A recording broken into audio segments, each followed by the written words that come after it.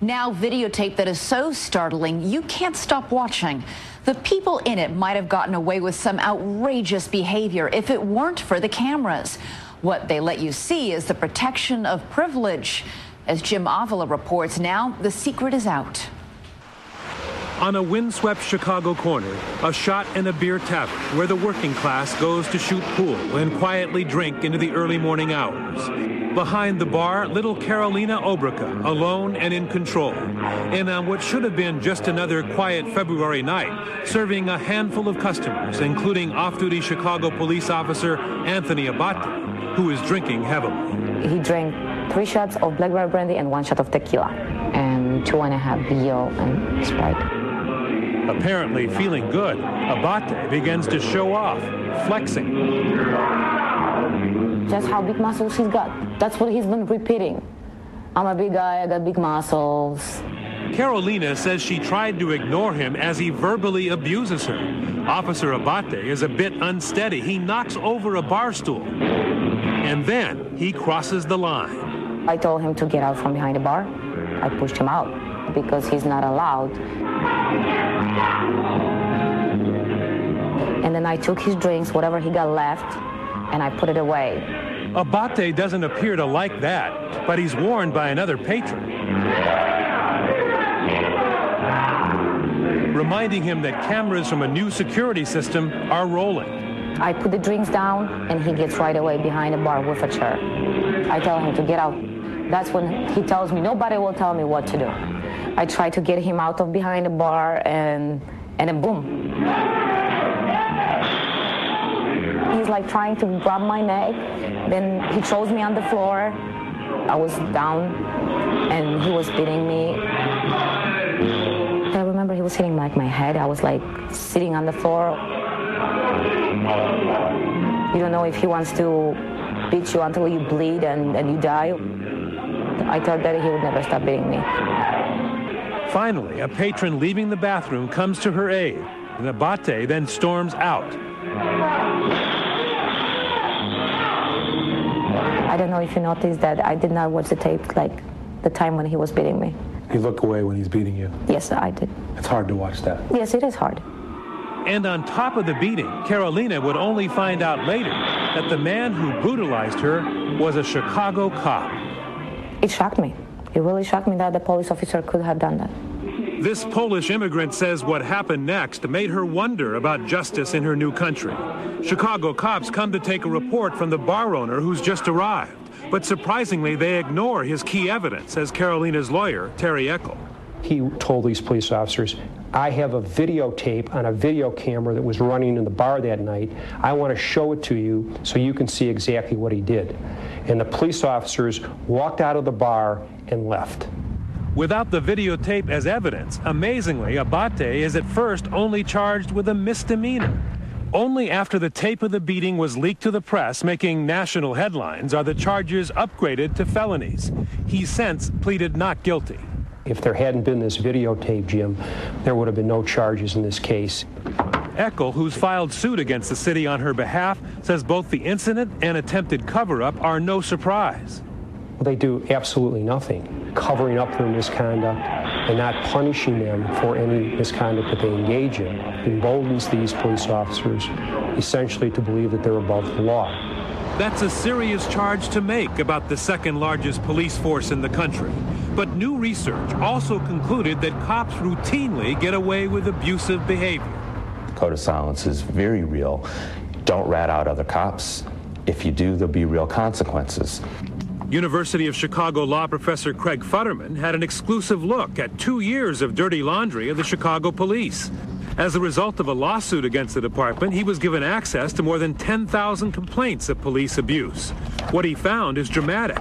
Just 19 of those resulted in what he calls meaningful discipline, suspension for a week or more. There are officers who have as many as 50 complaints against them in the last few years. 50 complaints within just the last few years, never been disciplined, never been flagged. But no matter how many complaints, he says, the cop culture, that code of silence, protects them. The vast majority of officers would like nothing more than to get rid of these guys who are doing the bad stuff. If they open their mouths, the culture tells them that they're going to be the ones who pay. And it appears innocent customers are paying too. 2020 obtained another security camera video of another bar in Chicago, the Jefferson Tap and Grill. A group of off-duty police officers drinks way into the morning. Meanwhile, across the bar, 4 friends, businessmen, are at the billiard table peacefully at play. Suddenly, for no apparent reason we can see on the tape, the off-duty cops start a confrontation, sweeping the balls away and slamming the pool cue to the table. Watch now as another officer approaches one of the men from behind. The businessmen are knocked to the floor, choked. Another is slammed down on the table itself, then to the floor, where he's put in a headlock and pummeled. One of the men is pushed outside the bar by 2 cops. He starts to make a cell phone call for help, but when an officer later identified as Sergeant Jeffrey Planey notices, he grabs the phone and violently shoves the man to the wall. 911 calls from inside the bar manage to get through, but 9 police vehicles roll up and then quickly roll away after being greeted by the same Sergeant Planey. Police don't investigate until much later. The off-duty cops are long gone, and the 4 businessmen have suffered numerous injuries from the brutal beatings. Broken ribs, broken nose, herniated disc, contusions all over, and much more. It's disgusting to see what we just saw. But what's even more disgusting was the response to that. In fact, there was little sign of investigation in the Jefferson Tap case for months, until public outcry. Sergeant Planey and 2 other officers were hit with felony battery charges. They've since pleaded not guilty.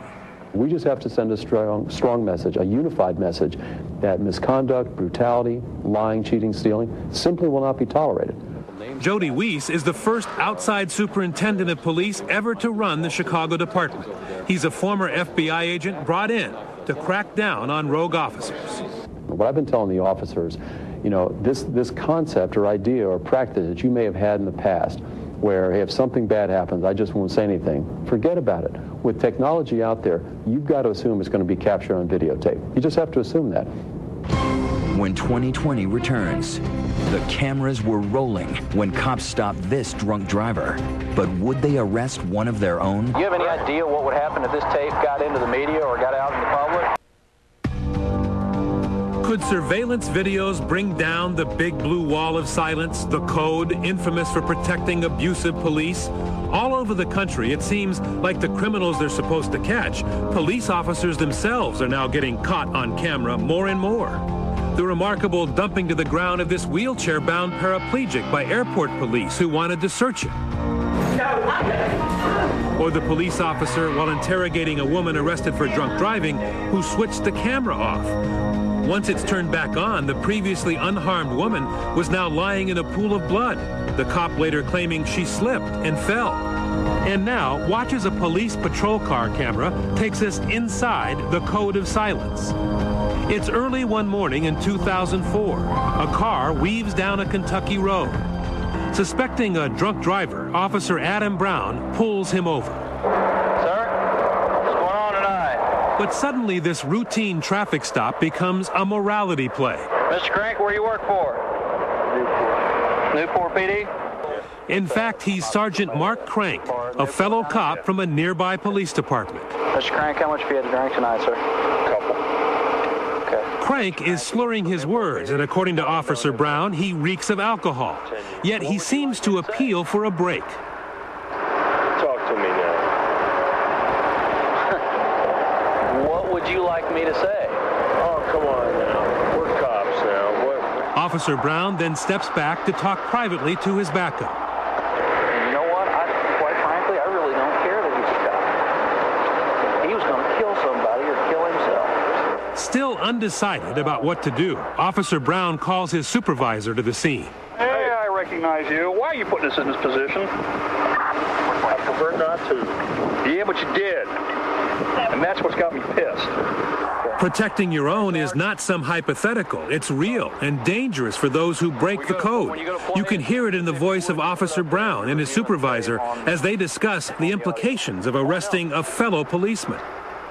You're right, it's a catch-22, and it would stir up a hornet's nest. Whatever you want to do on this sport.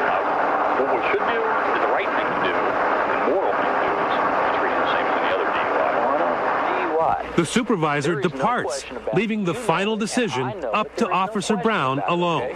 You have put me in a horrible situation tonight, one that I pray that you never find yourself in. I am faced with a moral dilemma. I've been in that position. Okay. Now, what would you do? Honestly. If I was in that position? Yes, sir. I would make sure that that officer had a way home. Okay. So you feel like we should allow you to break the law and get away with it? Why? Because you're another officer? No. One thing, I haven't crashed a car. But Officer Brown is still struggling with the consequences of letting him go. Do you have any idea? First of all, you're on tape right now. Every bit of this is recorded. You have any idea what would happen if this tape got into the media or got out in the public? You have any idea what would happen? I'd lose my job. My job would be history, gone. And in the end, Brown confides to his fellow officer he can't bring himself to make the arrest. I can't do it. If I do this, if I hook his ass, I can kiss my career goodbye. I can kiss my job goodbye. I've got 3 kids at home. So after almost 50 minutes of agonizing, Officer Brown upheld the code of silence, even though he knew he was breaking state law. He let his fellow officer go, allowing the drunk driver's supervisor to drive him home. Sergeant Crank does eventually get a slap on the wrist, a few days suspension without pay. But after the video was leaked to the local media, this DUI stop stirred up controversy. A prosecutor picks up the case, and Crank was ultimately convicted of DUI. As for Officer Brown, he did keep his job. You feel like you're betraying somebody. Rory Gilbert, a counselor who's treated hundreds of cops for alcoholism, says what we just witnessed shows just how difficult it is for police officers to take a stand. Well, alcohol is just part of the police culture. And so for that one officer to be the one who's all of a sudden going to be the hero and buck the system, I can't be critical of that person. Why does looking the other way matter? Well, in Chicago, drunk driving off-duty police officers may have killed at least 5 innocent civilians over the last 3 years. To get our own look at police drinking and driving, 2020 launched an investigation staking out police off-duty hangouts, along with a civilian watchdog group called the Police Complaint Center.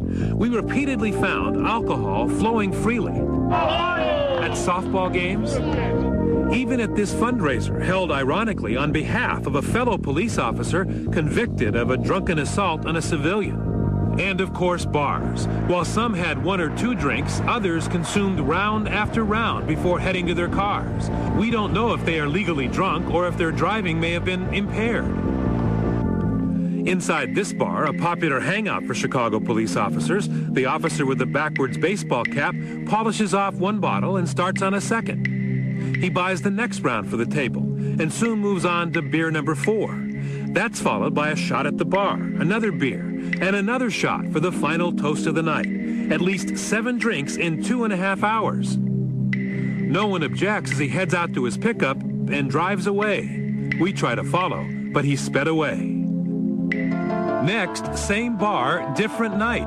A 2020 producer chats up an officer as he drinks. He jokingly tells her he's a good drunk driver, then tells her he's not drunk, just buzzed. After a few hours of drinking, he too gets into his car and drives away. Remember, these are police officers, sworn to uphold the law on and off duty. This group told our undercover producer that their buddy had too much to drink and would not be driving.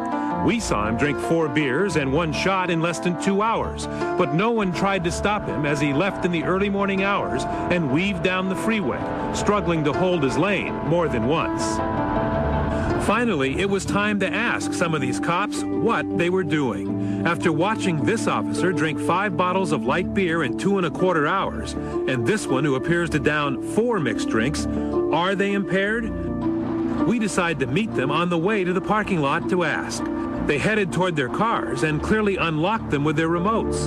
But when confronted by 2020 and asked if they were really going to drive, they turned and walked away. Well, we're going to go get tacos first of all. You want to come to tacos? Well, you were heading toward your car when I saw you. No, I was going to ask him to go for tacos. demonstrating that cops are being watched on and off duty with hidden cameras, surveillance cameras, and network TV cameras. But still, the Chicago police superintendent's message that the rules have changed and everyone is watching has not reached the entire force. The days of giving people a pass, the days of taking care of folks, it's over.